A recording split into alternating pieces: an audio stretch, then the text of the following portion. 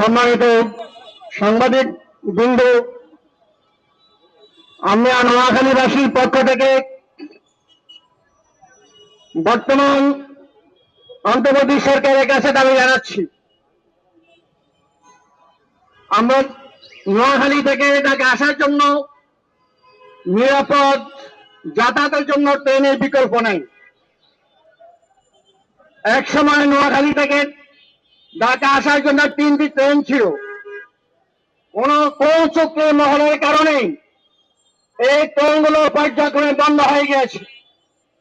নোয়াখালীর জন্য একটি ট্রেন বরাদ্দ হয়েছে আমরা শুনেছিলাম, কিন্তু কোন চক্রে লড়ার কারণে আজকে নোয়াখালীর ট্রেন এখনো চালু হয়নি। আমরা বর্তমান সরকারের কাছে তার জানতে চাই।